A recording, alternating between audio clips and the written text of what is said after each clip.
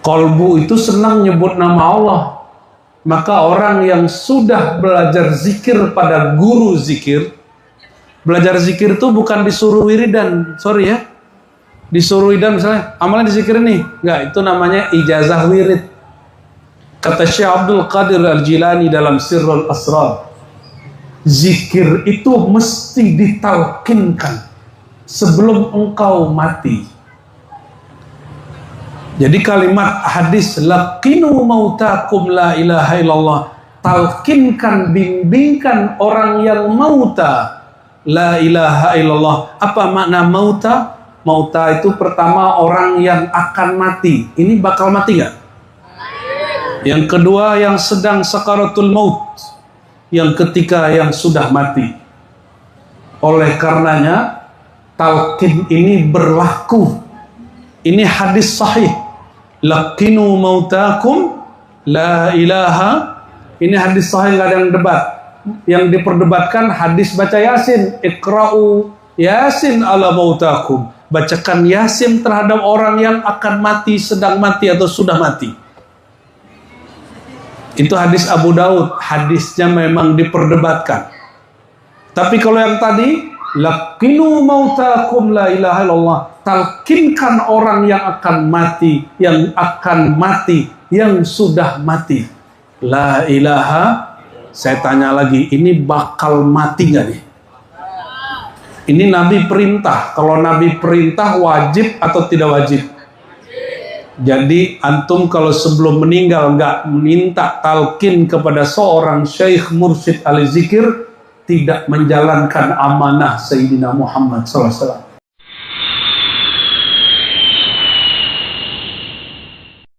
Jangan sampai pengajian kita mengganggu orang yang berbeda keyakinan.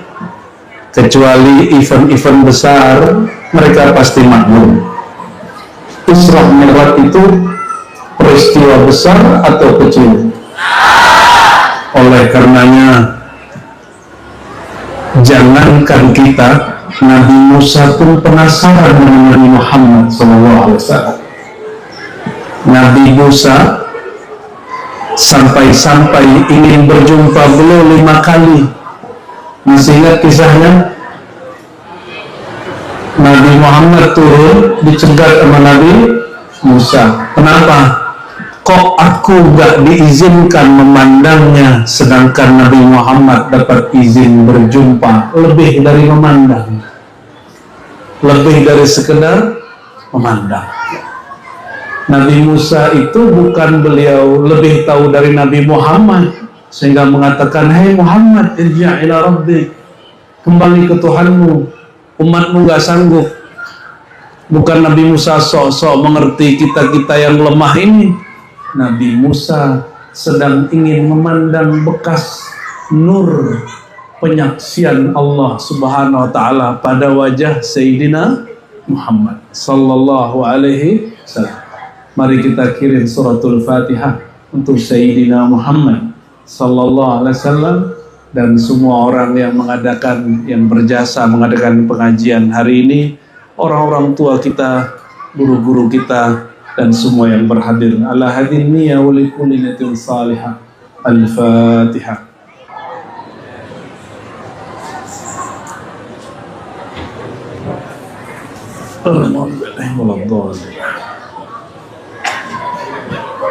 Ayat Isra, Bapak Ibu, ini kursinya tinggi bener ya? Gak apa-apa. Wa rafa'nahu makanan aliyya. Itu Nabi Idris. Nanti ayat itu turunnya di langit ke-4, ya, langit ke-4 ayat itu turun. Kata Sayyidina Muhammad SAW, Allah angkat Idris dengan tempat yang tinggi. Kalau ini kursinya ketinggian. Kalau saya alhamdulillah Pak masih ketinggi Pak. Kalau kiainya di bawah 170 kasihan ya. Subhanalladzi asra bi'abdihi laila. Ini kita nggak akan bosan-bosan. Bosan mah ayat tanda orang munafik. Jangankan ayat, bosan sama air zam-zam, kata Nabi SAW. Beda orang mukmin sama munafik minum air zam-zam. Coba cek. Kalau orang mukmin minum air zam-zam ingin ngalap berkah. Walaupun rasa air zam-zam nggak jelas, bener nggak?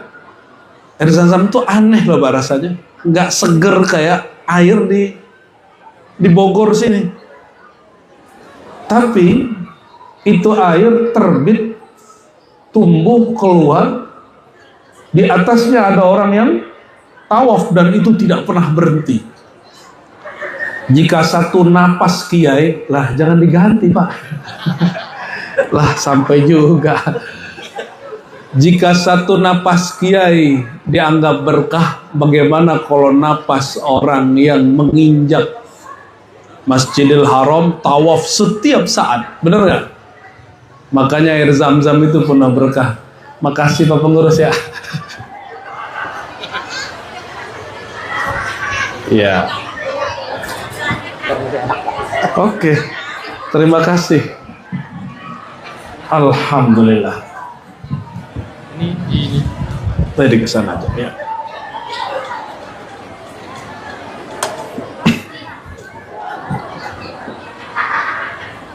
Kalau baca ayat ini, kita nggak boleh ngomong ini. Dari 2 bulan lalu udah baca ayat ini aja nih sampai sekarang. Kita nggak boleh bosan. Tapi coba cek dan perhatikan setiap saya ngaji ayat ini pasti ada makna baru yang kita nggak rencanakan sama sekali.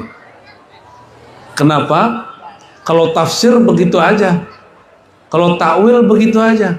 Tapi kalau isyarat rohani, dia berkembang tanpa batas. Jadi memahami Quran itu jalannya ada 3. Tafsir ngambil dari riwayat, ada takwil atau tafsir mengambil dari pikiran, ada tafsir diambil dari isyarat. Isyarat apa? Isyarat rohani. Coba ayatnya, saya mau cek kalau benar nih Bapak Ibu ini sudah sering dengar ayat ini, hafal nggak? Coba auzubillahi bismillahirrahmanirrahim. Sama-sama. Subhanalladzi asra bi'abdihi layla minal masjidil harami masjidil aqsa. Terus alladzi barakna haulahu. Terus linuriyahu min ayatina innahu huwas sami'ul apa? Alim apa Basir? Oke. Karena apal jadi gampang. Orang dulu itu nggak perlu catatan karena dia apal. Nah ini malam ini kan nggak ada yang buat catatan nih. Ingat-ingat ya kalimatnya. Subhanalladzi, maha suci, maha hebat. Subhana bahasa Arab litanzih. Apa bahasa Arabnya? Tanzih. Apa makna tanzih? Tanzih itu apapun yang kau bayangkan tentang Allah, Allah lebih hebat daripada itu. Itu makna tanzih. Coba ulangi. Apapun yang kau bayangkan tentang Allah, Allah lebih hebat, lebih suci, lebih sempurna dari semua itu. Lalu apa faedah baca subhanallah? Subhanallah itu faedahnya minimal 2. 1, membersihkan pikiran kita tentang kekurangan-kekurangan Allah, membayang-bayangkan Allah. Yang kedua, ini paling penting, subhanallah itu adalah kemerdekaan rohani. Orang kalau sering baca subhanallah dengan cara yang tepat, rohani dia merdeka dari beban yang kuat, beban yang berat. Mikirin Tuhan boleh nggak? Bolehkah memikirkan Allah? Emang boleh? Kata Sayyidina Abdullah bin Abbas dan Ibnu Mas'ud dan riwayatnya sahih. Tafakkaru fi khalqillah. Itu bukan hadis Nabi ya. Hadis Nabinya dhaif. Kalau yang kalam Ibnu Abbas ya sahih. Kalau engkau berpikir, fikir itu objeknya makhluk. Maka pikirkanlah rahasia kemakhlukan. Wala tatafakkaru fi dzatillah. Jangan pernah memikirkan zat Allah, karena zat Allah bukan wilayah fikir. Fikir ini alatnya otak. Kata filosof dan dokter agung di zamannya, 3 abad pertama, seingat saya beliau ini menulis tentang satu kitab kedokteran. Apa kata dia? Salah satu penyakit yang muncul di zaman dia itu penyakit karena memikirkan zat Tuhan. Dan dia sebutkan satu nama di situ. Halo, yang di belakang, amankan. Nah, biar orang tuanya fokus ngaji ya. Tapi jangan dilarang Bu ya, anak-anak ke masjid ya. Berisik-berisik, tenangin, biarin lagi. Ntar berisik lagi, tenangin lagi. Itu aja kerjaan kita, nggak apa-apa. Kenapa di Quran dikatakan wa'mur ahlaka bis-shalah wastabir 'alaiha. Ajaklah keluargamu sholat pelan-pelan, wastabir, dan gigihlah, sabarlah. Wastabir itu lebih sabar dari orang sabar. Ini yang hadir malam ini kan karena berkat kesabaran orang tua dan guru. Dulu mungkin lebih berisik dari anak-anak itu ya. Tinggal diatur aja tuh anak-anak supaya dia punya memori. Orang tuanya setiap Isra Mi'raj lagi fokus ngaji dan gak galak-galak amat. Ya, jangan kayak aki-aki zaman bahla ya. Kita dihardik-hardik disuruh pulang. Akhirnya kawan saya sampai hatal yaum, Mbak, sampai saiki nggak mau ke masjid kecuali hari raya. Ya. Kegagalan ngaji. Oke, kembali ke ayat tadi. Sampai di mana tadi? Makna subhanallah dan faedah. Jadi orang kalau baca subhanallah, dia sedang rehat. Dia tidak perlu memikirkan sesuatu yang tidak perlu difikirkan. Ini otak kita ini umurnya seumur dengan jasad tambah 9 bulan. Oleh karenanya otak ini yang bekerja berpikir tidak sanggup memikirkan Allah. Sebab apa? Ada salah satu rumusan untuk otak, ilmu neurologi. Dia hanya bisa memikirkan sesuatu yang pernah dilihat atau sesuatu yang bisa dimisalkan. Pertanyaannya, Allah dapat dimisalkan nggak? Allah dapat dilihat, buktinya Nabi Muhammad jumpa. Tapi dapatkah Allah diumpamakan? Dapat nggak? Dibanding-bandingkan, bisakah? Maka dalam akhir surat Al-Ikhlas, lam yakun lahu kufuwan ahad. Tidak ada lam yakun lahu baginya Allah kufuwan. Apa arti kufu? Kufu itu sesuatu yang setara, sebanding. Karena tidak ada yang sebanding dengannya, maka tidak ada kaedah analog teori yang dapat menteorikan dia. Tidak ada teori yang dapat membatasi dia. Mau bahasa kampusnya nggak? Kalau bahasa kampus itu Allah itu transenden. Apa arti transenden? Yang tidak dapat disentuh, dicapai, ditembus oleh akal pikiran. Tapi tenang, hanya pikiran yang nggak dapat nembus. Kata Nabi, ihsan itu anta'budallah ka'annaka tarah. Ihsan, Islam, iman, ihsan. Islam rukunnya 5. Iman rukunnya berapa? Beneran nih 6. Serius.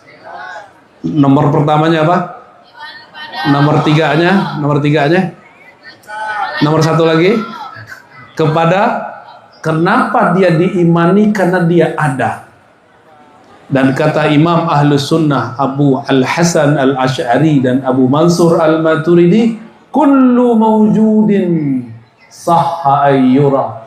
Segala yang ada pasti dapat dilihat. Boleh dilihat, dapat dilihat. Saya mau tanya Bapak Ibu, dapat lihat bakteri nggak pakai mata telanjang? Pakai apa lihatnya? Berarti mesti pakai alat. Bisa lihat matahari langsung nggak? Nggak sanggup. Gimana cara lihat matahari? Pakai alat khusus. Bisa lihat ada asteroidnya, ada benda-benda batu-batu yang ada di luar antariksa kita, di luar angkasa kita. Nggak bisa pakai mata. Kalau dia masuk ke bumi jadi meteor. Sama orang dahulu sampai ke barat sama, meteor itu jadi mitos. Kalau ada meteor, berdoalah kamu, doa mustajab. Apa kaitannya? Apa urusannya meteor dengan? Kalau saya takut pada meteor. Kenapa?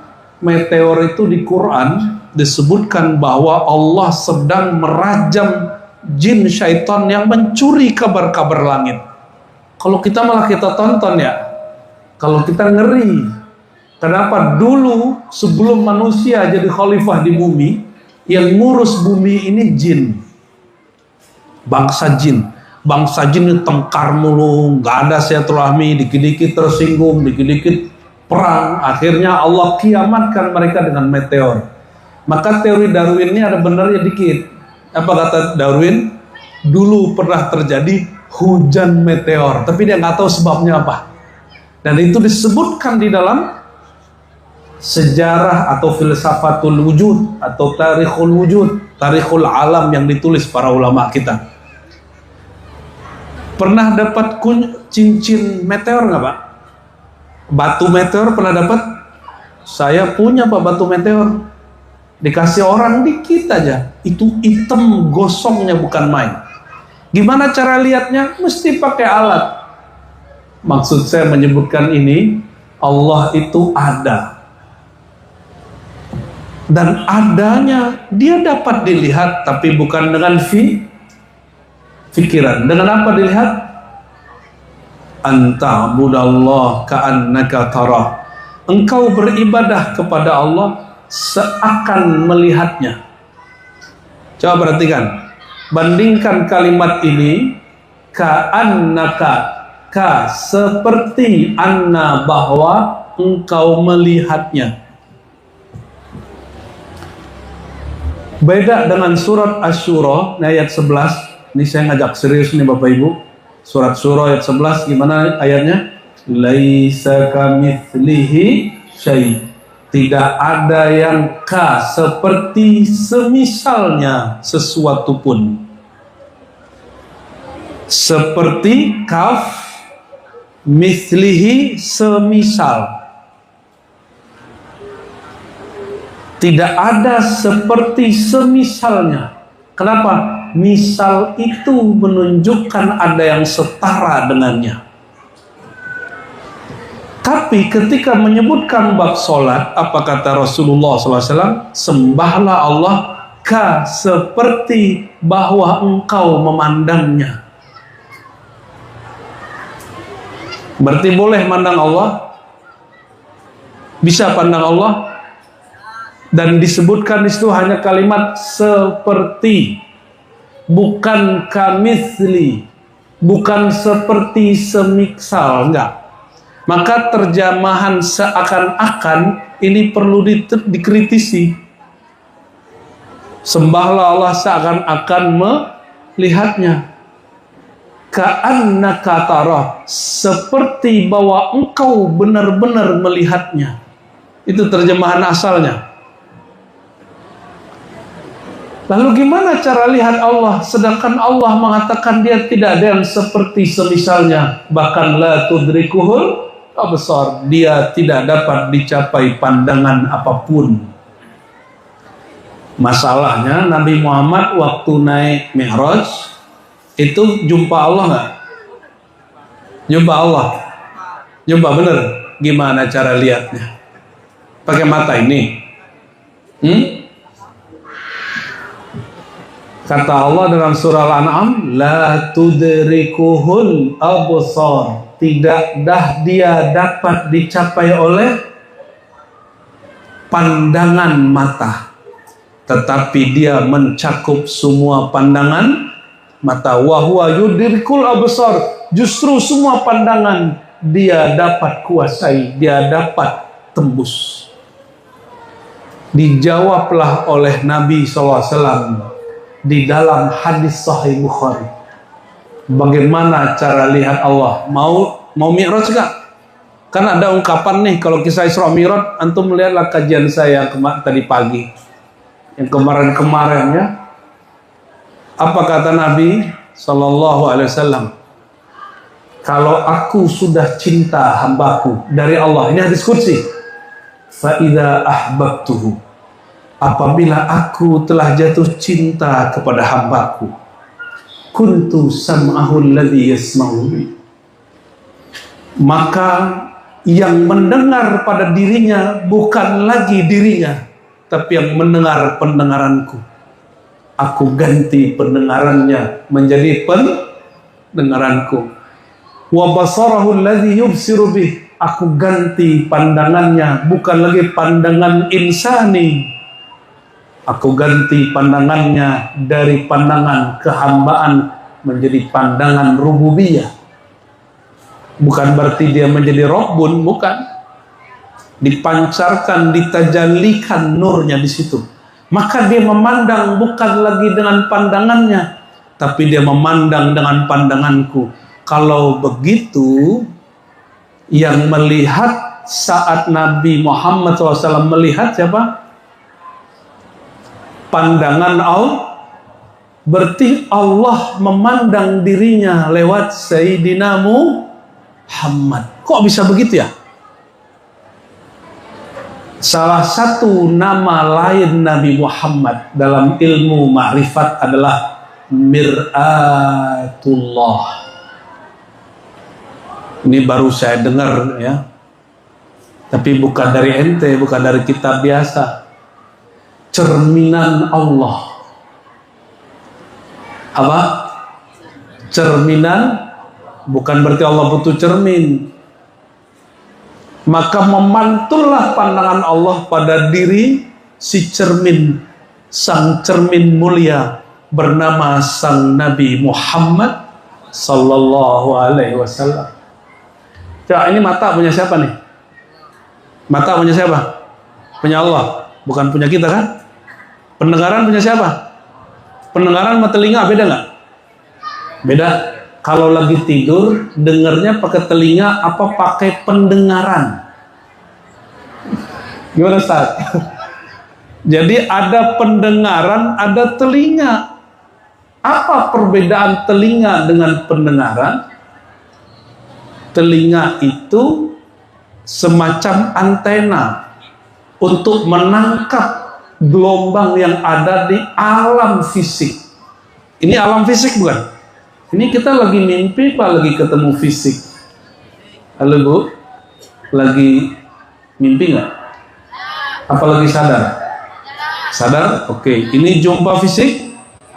Bisa lihat? Maka memandang saat ini memandang dengan apa? Oke. Kalau jumpa suami, jumpa kekasih, kita melihat dia, kita sayang. Itu yang memandang mata atau perasaan? Hah? Jangan salah-salah pandang nanti. Kalau kita jumpa orang yang kita suka atau orang yang kita benci, itu yang memandang mata ini atau perasaan? Berarti perasaan ada pandangannya, disebut pandangan zauq. Pandangan apa? Pandangan rasa. Pandangan apa? Oke. Cuma ada orang rasanya masih berkait dengan alam materi, ada orang rasanya sudah berkait dengan alam rohani. Kalau alam materi, Bapak Ibu ini senangnya sama orang kaya. Kalau rasanya berkait sama akal fikrah, senangnya sama orang pinter.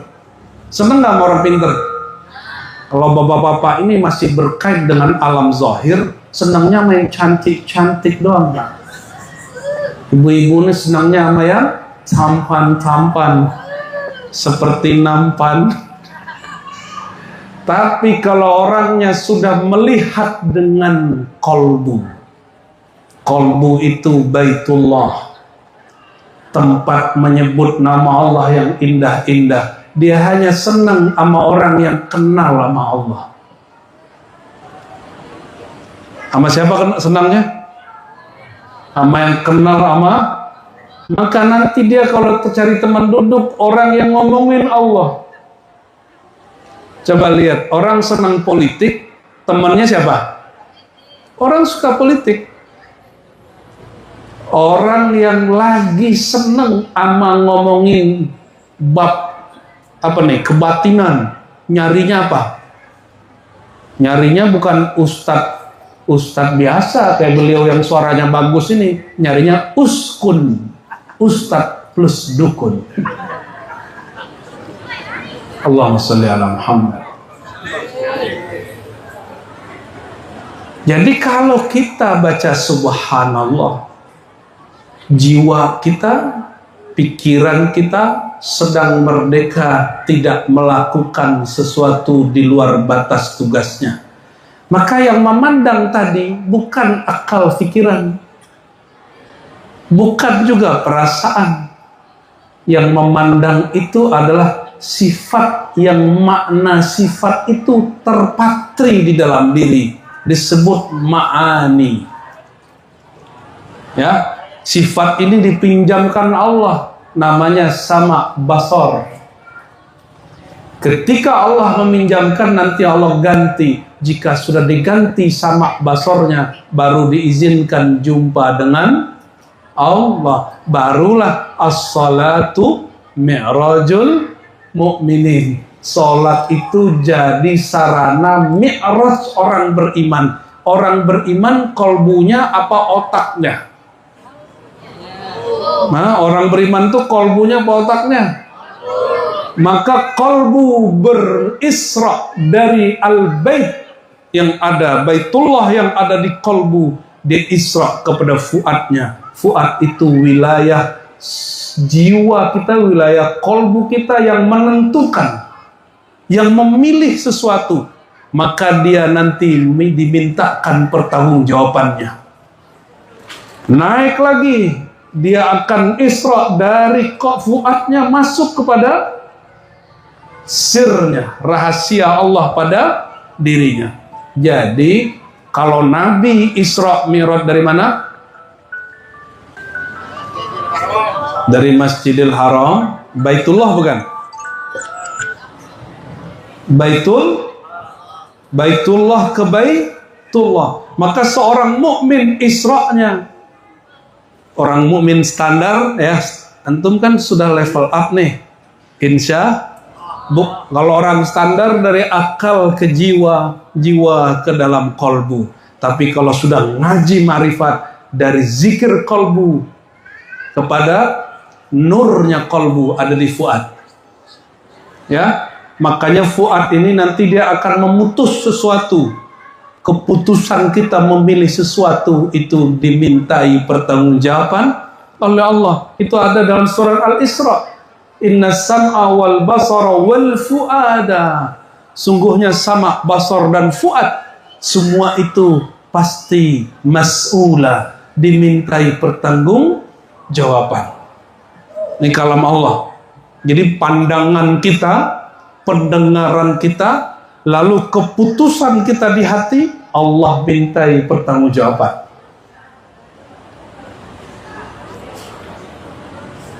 Gimana? Sudah siap lu mempertanggungjawabkan isi kolbunya di hadapan Allah?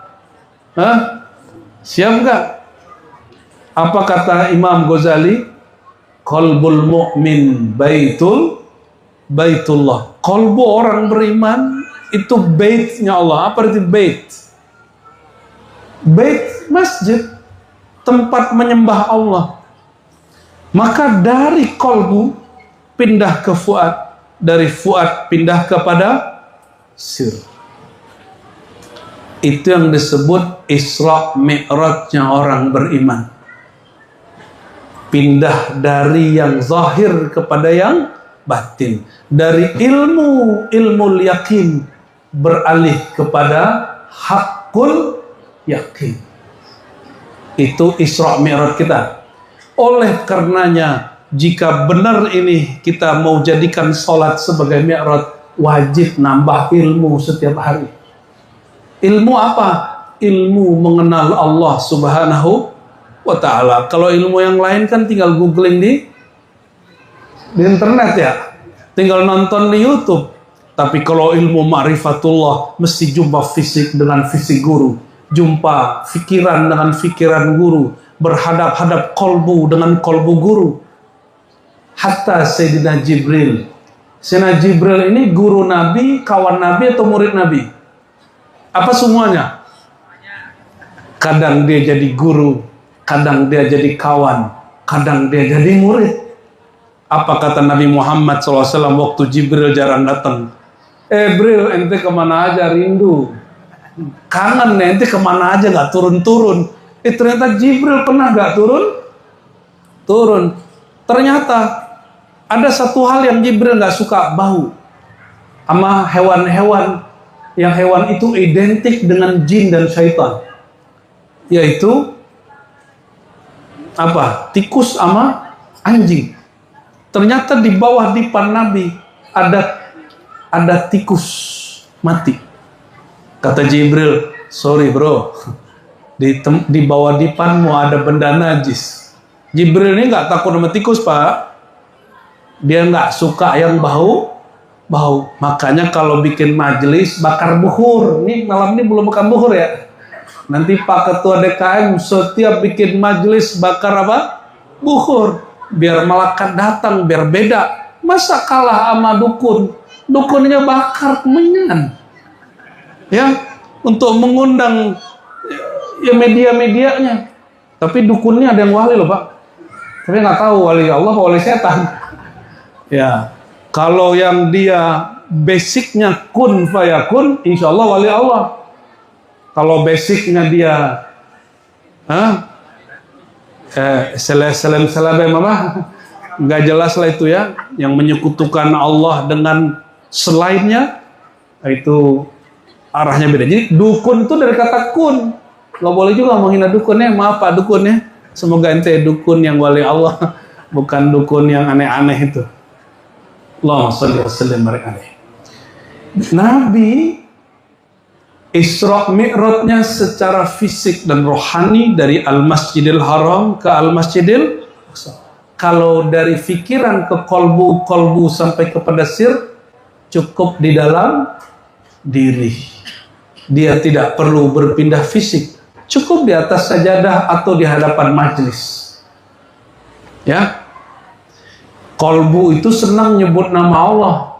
Maka orang yang sudah belajar zikir pada guru zikir, belajar zikir itu bukan disuruh wiridan, sorry ya, disuruh wiridan misalnya, amalan dizikir nih, enggak, itu namanya ijazah wirid. Kata Syekh Abdul Qadir Al-Jilani dalam Sirrul Asrar, zikir itu mesti ditalkinkan sebelum engkau mati.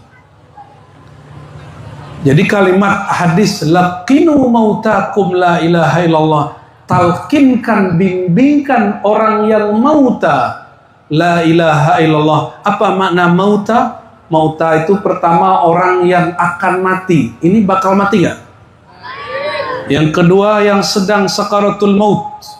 Yang ketiga yang sudah mati. Oleh karenanya talqin ini berlaku. Ini hadis sahih. Laqinu mautakum la ilaha. Ini hadis sahih, nggak ada yang debat. Yang diperdebatkan hadis baca Yasin. Iqra'u Yasin ala mautakum. Bacakan Yasin terhadap orang yang akan mati, sedang mati atau sudah mati. Itu hadis Abu Daud. Hadisnya memang diperdebatkan. Tapi kalau yang tadi laqinu mautakum la ilaha illallah, talkinkan orang yang akan mati, yang sudah mati. La ilaha. Saya tanya lagi, ini bakal mati nggak nih? Ini Nabi perintah. Kalau Nabi perintah wajib atau tidak wajib? Jadi antum kalau sebelum meninggal nggak minta talkin kepada seorang syekh mursyid ahli zikir, tidak menjalankan amanah Sayyidina Muhammad SAW. Cari mursyid terdekat di Jakarta, di Jabodetabek banyak ya. Sayangnya Abu Yauci sudah wafat ya. Kalau nggak bisa dekat sini nggak jauh. Cari ilmu zikir ini mesti diajarkan orang yang dapat izin guru sebelumnya, bukan dapat izin di YouTube. Apalagi dapat izin di Gunung Salak, Pangrango dan Gunung Gede. Enggak, dapat izinnya langsung fisik kepada fisik. Maka tidak berlaku dalam ilmu zikir mimpi. Ijazah mimpi nggak berlaku, Pak. Karena agama ini tidak menjadikan mimpi sebagai sumber hukum. Mimpi itu hanya sebagai hadiah, bukan sumber hukum.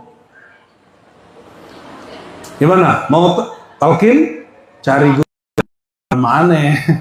Nanti ngerusak lapak mursyid-mursyid yang ada. Ya, kita ngajak ke semua orang di wilayah manapun hadiri majelis ulama-ulama ahli zikir. Coba perhatiin. Kalau Nabi nyuruh talqin, kira-kira setan nyuruh apa?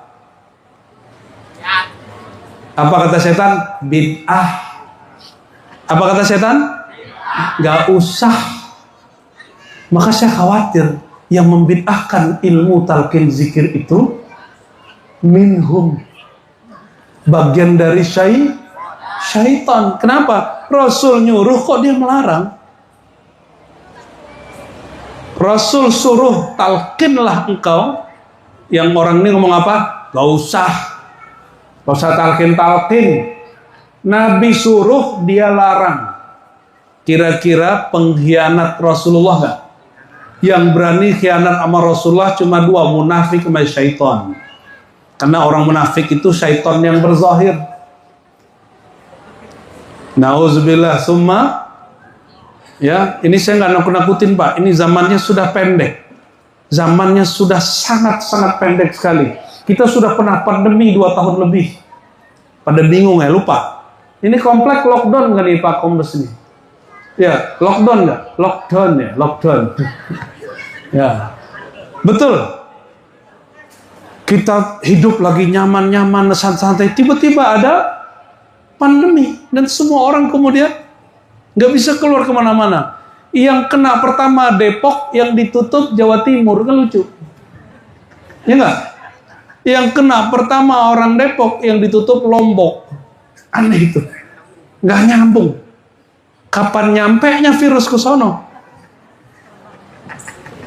Itu tanda ini nggak main-main. Oleh karena itu, di saat pandemi kami diperintah oleh guru-guru. Tadi saya senangnya Pak, tengkar dulu sama Wahabi. Bahas yasinan, tahlilan, bid'ah. Hobi kita dulu begitu. Lama-lama kita mikir, kan dia saudara kita juga. Masih syahadat la ilaha illallah Muhammadur. Cuma bedanya Wahabi ini terlalu mendambakan tauhid yang murni. Sehingga mereka akhirnya terlalu hati-hati. Bahkan menyakiti mungkin saudara sendiri, bahkan keluarga sendiri. Niatnya baik, mungkin caranya kurang pas. Sampailah kita ke kesadaran itu, ya sudahlah. Maka cobalah kajian aneh. Sekarang paling nyepil-nyepil doang Wahabi kan. Nggak pernah kita ngajak berantem sekarang. Kalau dulu kita face to face berani. Kita ditantang balik, ya, nantang balik kita dulu. Tapi setelah pandemi ini, lihatlah orang yang tahajudan, orang yang rajin sholat, rajin sedekah, rajin umroh, rajin haji, itu semuanya nggak ada efek di kolbunya, bener nggak? Waktu isolasi mandiri, ada efek nggak di kolbu orang yang rajin sholat? Nggak ada. Bahkan hafiz Quran pun ketakutan, karena Qurannya nggak tembus ke dadanya. Sebagian. Maka guru kita bilang, buka kajian. Kita bukalah kajian hikam yang lebih serius dari yang sebelum-sebelumnya. Itu Pak sejarahnya, kenapa semenjak beberapa tahun ini kita ngaji tauhid, ngaji marifat, ngaji tasawuf terus. Apa Rozi sudah keracunan tasawuf gitu Pak ya? Ente pernah dibilang gitu nggak? Nggak apa-apa juga dia bilang begitu. Kalau keracunan tasawuf, jadi wali. Kalau keracunan filsafat, itu nggak jadi wali. Bapak saudara yang karena Allah, Jadi kita itu baru faham kalau Nabi Isra Mi'raj dengan jasad dan ruhnya. Maka dalam ilmu tasawuf disebutkan ada Mi'raj untuk orang beriman. Mi'rajnya dari kolbu kemana? Ke dalam fuadnya, dari fuadnya ke dalam lub dan sirnya. Dan semua wilayah di bagian diri kita ada tempat mengenal Allah di situ. Bolehlah disebut Baitullah. Ada Baitullah di kolbu, ada Baitullah di fuad, ada Baitullah di lub, ada Baitullah pada sir. Apa itu lub dan sir? Bapak lihat ada pohon? Ada pohon? Kalau kita gergaji badannya pohon itu, batangnya pohon itu, tengah-tengahnya ada bulutan nggak? Nah, itu namanya lub. Kalau kita perhatiin lagi di dalamnya ada lagi lingkaran. Itu namanya lub. Di dalamnya ada sir rahasia yang nggak bisa dilihat dengan kasat mata kecuali kita pelototi dekat-dekat. Maka siapa yang bisa mempelototi dirinya, memandang-mandangi dirinya, wa fi anfusikum afala tubsirun, di dalam dirinya apakah dia tidak memandang? Itulah mi'raj rohaninya seorang mukmin. Kenapa? Tujuan mi'raj Isra dan Mi'raj itu cuma satu, linuriyahu min ayatina, agar kami memperlihatkan kepadanya hambaku ayat-ayat kami. Dan apa kata Allah? Hadis qudsi, meskipun tidak sampai derajat sahih, ma wasi'ani ardi wala samai, langit bumi tidak dapat menampung nurku, tajalliku, marifatku. Innama wasi'ani qalbu abdi al-mu'min, yang sanggup menampung hanya kolbu hambaku yang percaya. Percaya kepada Allah nggak? Oleh karena itu, jangan kemudian patah arang, patah semangat ngaji tauhid dan makrifat. Kenapa? Kolbu kita pasti sanggup semua. Ada kiai negur saya, apa katanya? Oh Rozi, kenapa ente buka kajian-kajian berat?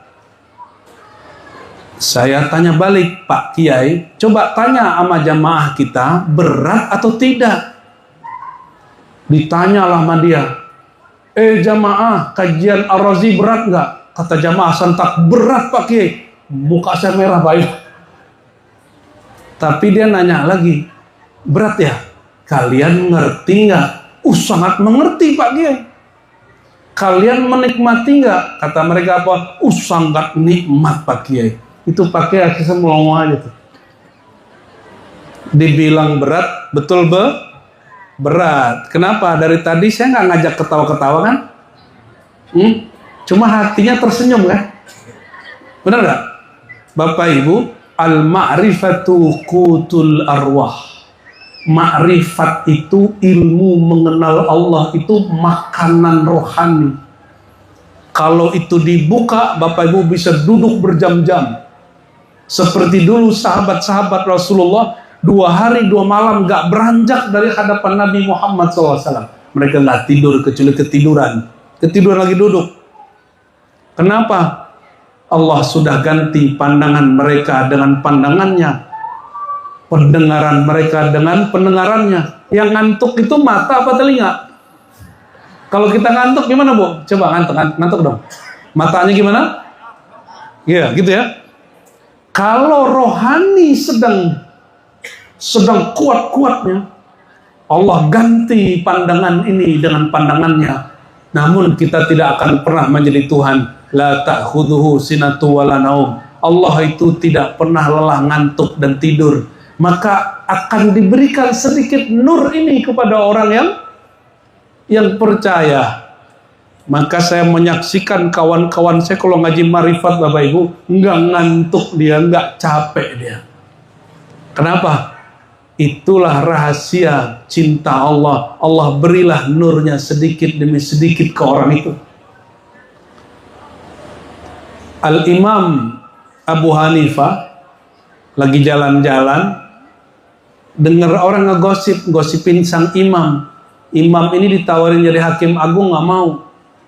Ya, Tapi Pak Kombes ditawarin jadi Kapolda pasti mau.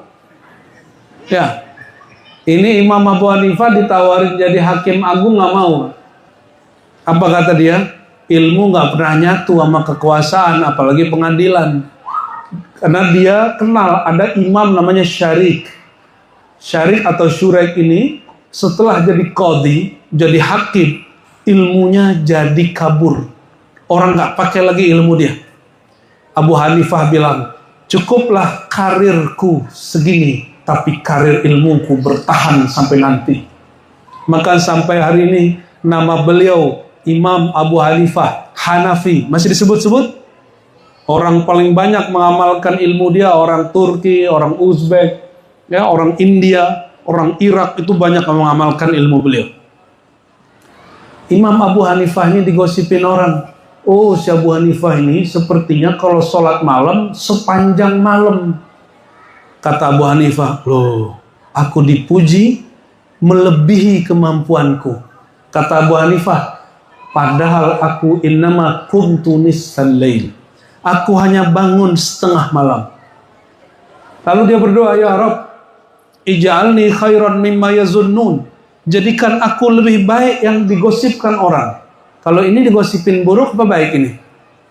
Buruk ya. Kalau Abu Hanifah digosipin, ya. Akhirnya dia berdoa, kuatkan aku semenjak malam ini bangun sepenuh malam. Maka dia sampai meninggal, wudhu sholat subuhnya belum batal dari Isya. Sholat subuhnya pakai wudhu sholat Isya, walaupun dia perbaharui wudhunya, wudhu Isyanya nggak batal. Kenapa? Beliau nggak habis pengajian nggak makan nasi kebuli, Pak. Kita kalau habis pengajian makan nasi, makanya kiai-kiai pada kolesterol sama sakit gula. Hati-hati Tat ya, ente paling demen kayaknya nih ya. Mulai dikurangi Ustaz, makan karbo malam hari ya.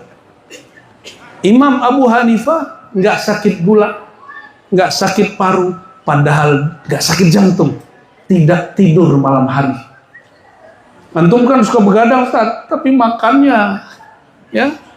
Ini hati-hati nih. Begadang tapi suka makan itu berbahaya. Al-Imam Abu Hanifah, bayangkan orang nggak buang air dari waktu Isya sampai waktu subuh, itu minumnya banyak apa dikit?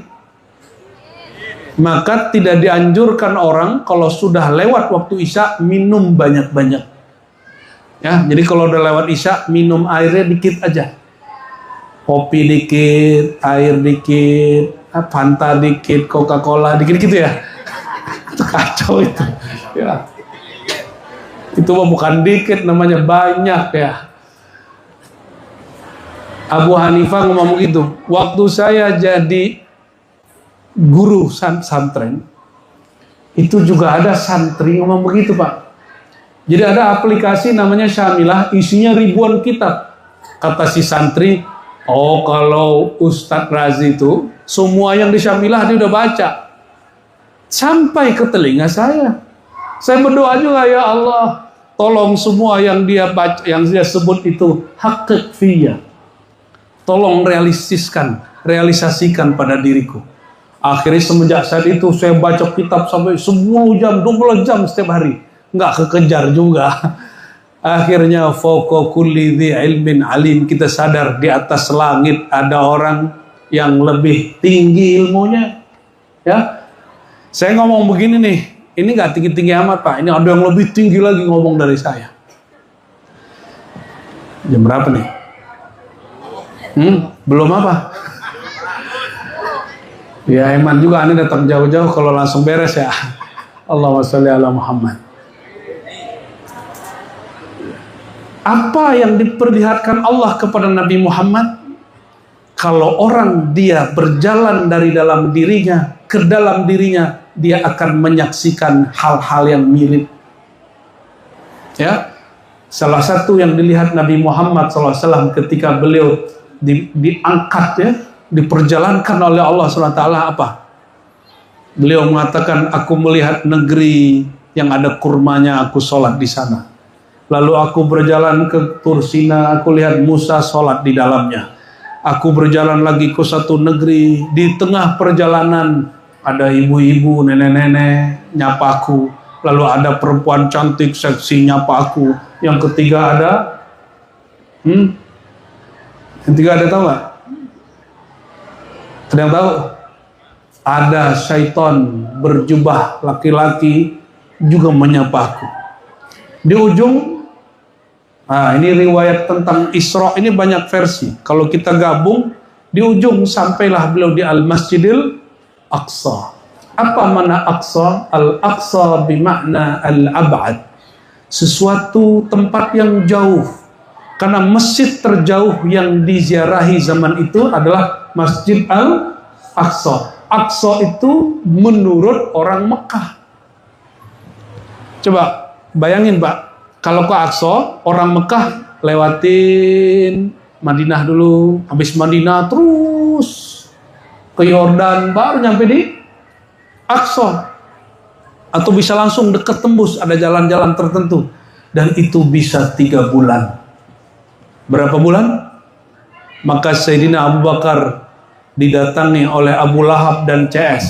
Apa kata Abu Lahab? Bakar, menurut ente, kalau ada orang hari ini bilang, aku semalam tadi tidak sampai semalaman bisa berpindah dari Mekah ke Aqsa, kira-kira kamu percaya nggak?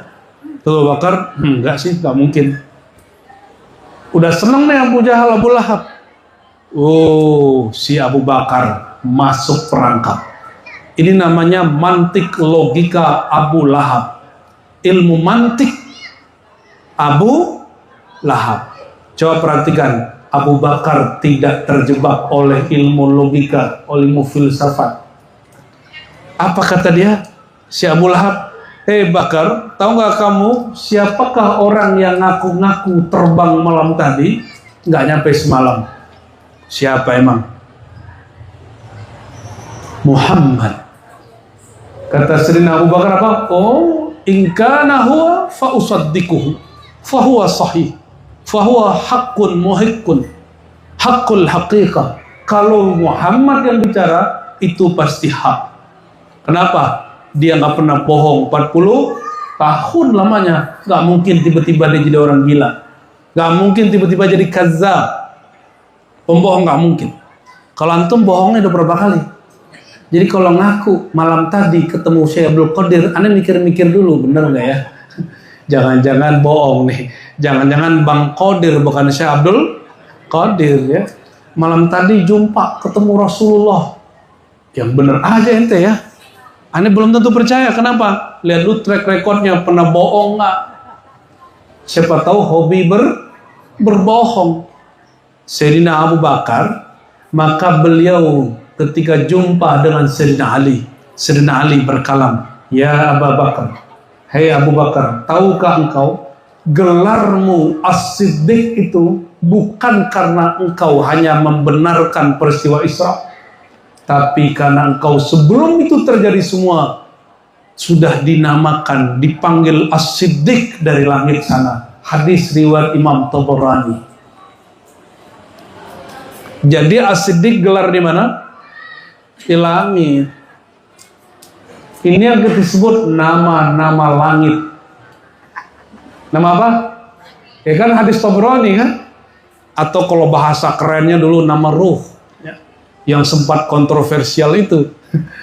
Lah Bapak Ibu kalau nggak percaya nama ruh itu kan bab makrifat, bukan bab akidah, i'tiqadat. Maka nggak percaya nggak ngurangin iman. Nggak usah repot-repot tuduh orang sesat. Kalau ente nggak percaya dengan satu hasil pengetahuan, itu tidak berkaitan dengan benar dan salah. Itu hanya berkaitan dengan wawasannya nyampe apa enggak. Orang nggak tahu yang kita tahu, orang yang nggak tahu itu sesat atau disebut tidak tahu. Tidak tahu. Terus atau gini, ente bilang ada, aneh bilang nggak ada. Saya yang bilang nggak ada, boleh nggak bilang ente yang bilang ada ilmu itu sesat? Boleh nggak? Saya bilang nggak ada nama ruh itu. Ente bilang ada. Secara adab boleh nggak nuduh ente sesat? Nggak boleh. Kenapa? Ini bab kemakrifatan, bukan bab akidah. Katanya Ahlus Sunnah. Ini himbauan saya kepada orang yang ngaku-ngaku pejuang Ahlus Sunnah. Kalau ente betul ikut Imam Abul Hasan Asy'ari, Imam Ahlus Sunnah. Apa kata Imam Asy'ari? Al-ma'rifat laysat hiya bi'i'tiqadin. Makrifat itu tidaklah dia sesuatu yang diiktikadkan, diyakini. Dia hanya pengetahuan. Kalau orang nggak tahu, akidahnya nggak rusak. Cuma ilmunya nggak sampai. Oleh karena itu ada iman billah, ada fa'lam annahu la ilaha. Iman kepada Allah stuck, nggak boleh nambah, nggak boleh kurang. Tapi makrifat kepada Allah fa'lam, maka tambah-tambahilah ilmu. Sayyidina Musa berdoa, Rabbi zidni ilma, ya Allah tambah-tambahi ilmuku kepada engkau. Jadi ilmu itu prinsipnya bertambah.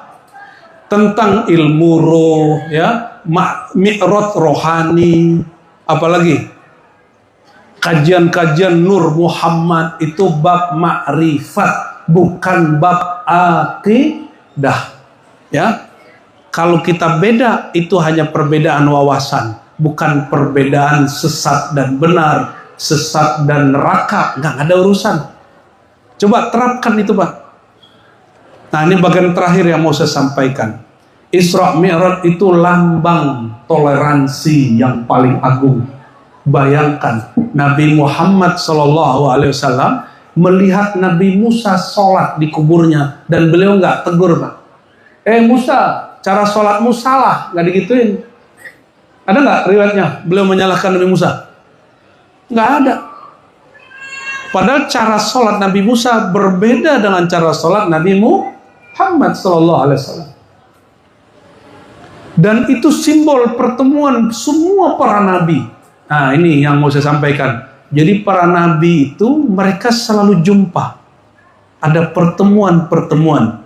Yang hidup jumpa dengan yang sudah wafat, yang wafat jumpa dengan sesama mereka. Dan coba perhatikan, waktu Nabi Muhammad sampai di Aqsa, yang jadi imam Nabi Adam, Nabi Ibrahim, Nabi Musa, apa Nabi Muhammad sallallahu alaihi wasallam.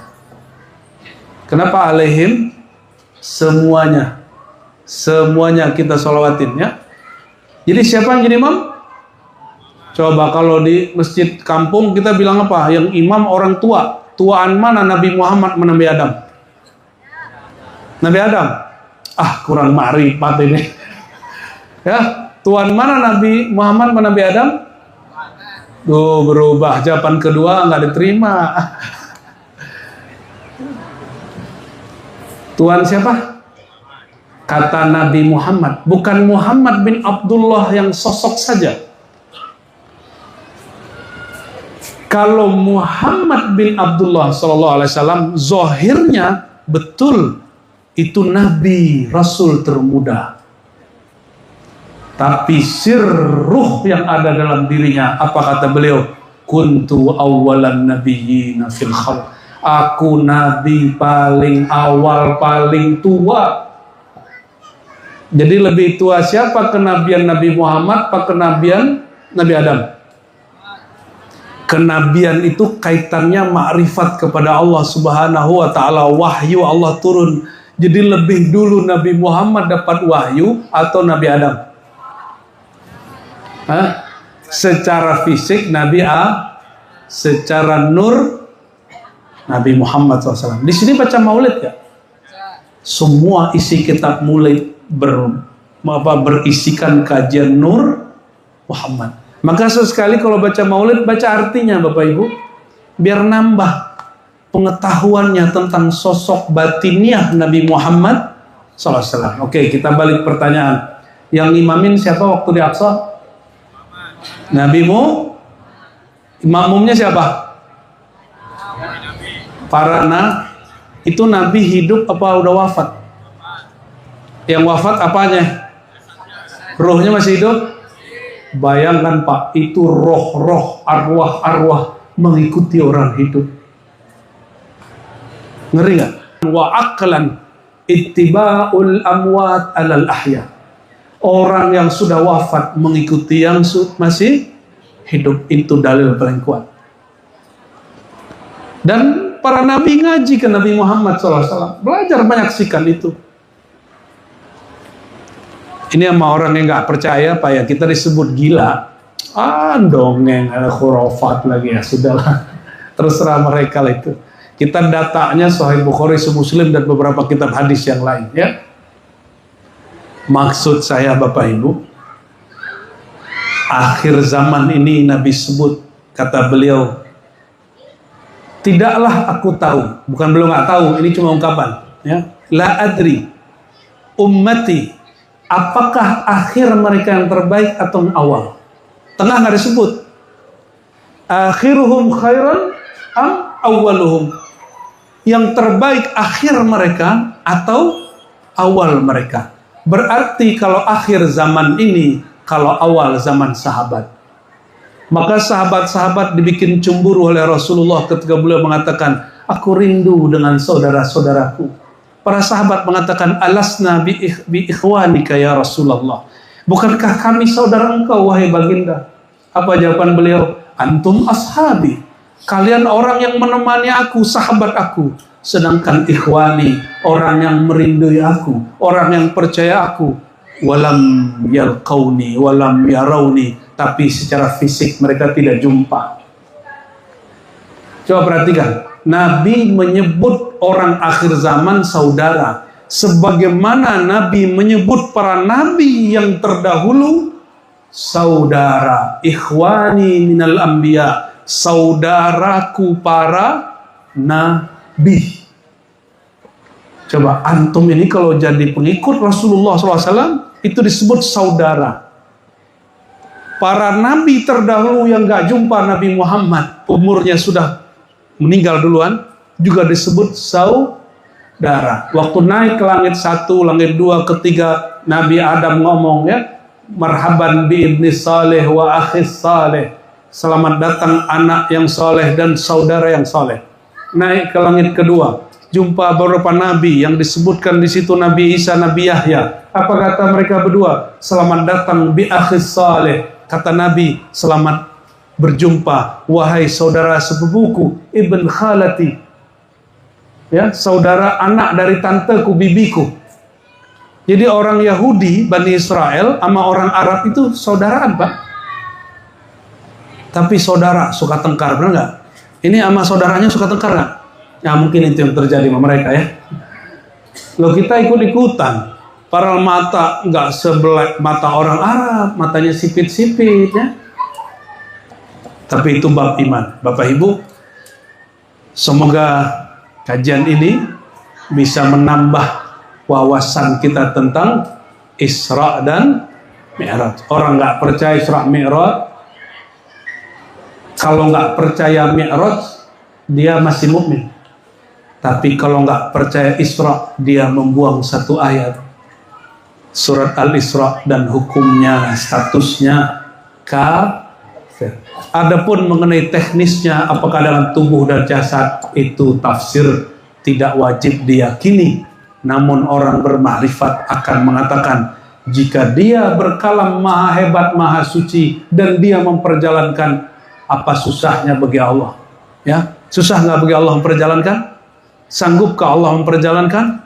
Sanggup. Oleh karenanya kita katakan malam ini, amanna bika ya Rasulullah. Kami percaya kepada engkau wahai Rasulullah. Kami percaya bahwa engkau diperjalankan dari Masjidil Haram ke Masjidil Aqsa. Kami percaya bahwa engkau betul-betul dimi'rajkan ke hadirat Allah Subhanahu wa ta'ala dan dapat hadiah salat. Salat itulah hadiah perjumpaan dengan Allah. Maka salat itu adalah wahana jumpa dengan Allah. Selamat mengenang Allah, selamat berjumpa dengan Allah. Rajin-rajin salat, makrifati Allah semakrifat-makrifatnya, sekenal-kenalnya, sedalam-dalamnya. Nanti salatnya jadi nikmat, lebih nikmat bahkan daripada orang yang baru menikah. Insya Allah, Allahumma ja'alna minal mu'minin, minal muhsinin, minal ladzina iqtaraba ilaik bihaqqi sayyidina Muhammad SAW. Allahumma ya Allah, angkat tangannya, ya Allah, ya Allah, salli ala sayyidina Muhammad. Sampaikan salam kami, rindu kami kepada sayyidina Muhammad yang Engkau perjalankan dari Baitullah al-Masjidil Haram kepada Masjidil Aqsa, yang Engkau angkat di derajatnya. Engkau perjalankan ia dari Baitul Maqdis kepada hadiratmu, kepada mustawa, kepada kursimu, kepada arasmu, dan Engkau izinkan berjumpa dan berdialog denganmu. Ya Allah, sebagaimana ia, ya Allah, dihadiahi perjumpaan dengan Engkau di dalam salat dan sujudnya, maka ya Allah, walaupun kami tidak pantas meminta perjumpaan dengan Engkau, izinkan kami menjadikan salat kami sebagai sarana untuk merindukan Engkau. Allahumma inna nas'aluka syauq ilaik. Ya Allah, kami berdoa sebagaimana baginda Nabi SAW berdoa. Ya Allah, berikanlah kami rasa rindu menatap Engkau, rasa rindu membicarakan Engkau, rasa rindu kembali kepada Engkau.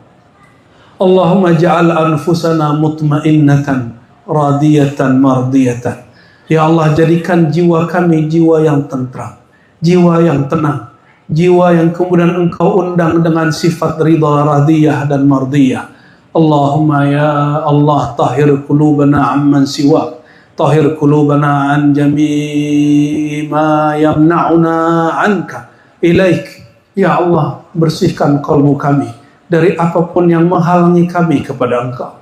Allahumma shfi ya Allah qaswata qulubina. Ya Allah yang maha penyembuh, yang melembutkan kalbu kami, sembuhkan kalbu kami dari kekerasan tabiat kami, sembuhkan watak kami yang pemarah ini, sembuhkan pikiran kami yang suka berprasangka ini, sembuhkan hati kami yang gelisah ini. Berikan kami ya Allah as-sakinah wal itmi'nan bihaqqi asma'ikal izam, dengan kehak, dengan nur nama-nama Engkau yang agung. Ya Allah, tancapkanlah nur itu dalam kalbu kami, sehingga kalbu kami terang benderang dan memandang mana yang hak, mana yang batil. Allahumma inna nas'aluka al-huda wat-tuqa wal-afaf wal-ghina, wa nas'aluka ya Rabbana shifaan min kulli da'in. Ya Allah ya nur, ij'alna nuran, ij'alna anwara. Ya Allah, leburkanlah kami dalam cahayamu, dalam nurmu, dalam nur kekasihmu Sayyidina Muhammad sallallahu alaihi wasallam. Dan ya Allah, sekali Engkau masukkan nur dalam kalbu kami, jangan Engkau pernah padamkan nur itu ya Allah. Hidupkan kami dengan nur itu ya Allah, dan wafatkan kami dengan nur itu ya Allah. Wa ba'atsni bidzakan nur wasfa'ni bidzatin nur, nuril Mustafa Muhammad sallallahu alaihi wasallam. Rabbana ya Rabbana irhamna wansurna wansur umara'ana wansur ulama'ana. Terakhir ya Allah, kami memohon keberkahan untuk rumah tangga kami, untuk majelis kami, untuk masjid kami, untuk kampung kami, untuk negeri kami, untuk para pemimpin kami, untuk para ulama kami, untuk rakyat dan bangsa kami, untuk semua umat Islam dimanapun mereka berada, untuk semua orang yang hatinya mendambakan-Mu. Fahdina wahdihim ilaik, fahdina wahdihim ilaik, wajzubna wa iyahum ilaik. Ya Allah, jika ada nur di hati kami, di hati mereka, jangan biarkan kami menjauh dari Engkau, tapi paksalah kami dengan kelembutan-Mu ya Allah, untuk selalu mendekat dan mendekat, bertambah dekat kepada Engkau. Amin ya rabbal alamin. Wa sallallahu ala sayyidil mursalin walhamdulillahi rabbil alamin. Inna Allah wa malaikatahu yusalluna ala nabi. يا أيها الذين آمنوا صلوا عليه وسلموا تسليما. لبيك اللهم صل وسلم وبارك عليه. Kita salat sama-sama. Sallallahu ala Muhammad sallallahu alaihi wasallam. Sallallahu ala Muhammad sallallahu alaihi وسلم يا نبي سلام عليك يا رسول سلام عليك يا حبيب سلام عليك صلوات الله عليك صلى الله على محمد صلى الله عليه وسلم صلى الله على محمد صلى الله عليه وسلم أنت شمس أنت بدر أنت نور فوق نوري أنت إكسير وغالي أنت مصباح الصدور صلى الله على محمد صلى الله عليه وسلم صلى الله على محمد صلى الله عليه وسلم طلع البدر علينا من ثنية الوداع وجب الشكر علينا ما دعا لله داعي صلى الله على محمد صلى الله عليه وسلم صلى الله على محمد صلى الله عليه وسلم. الفاتحة.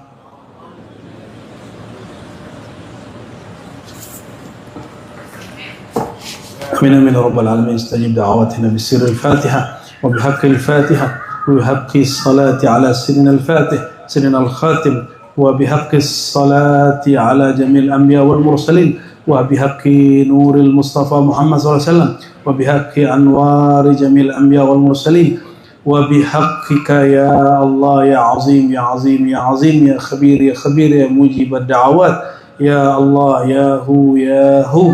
سبحان ربك رب العزة ما يصفون وسلام على المرسلين والحمد لله رب العالمين. السلام عليكم ورحمة الله وبركاته.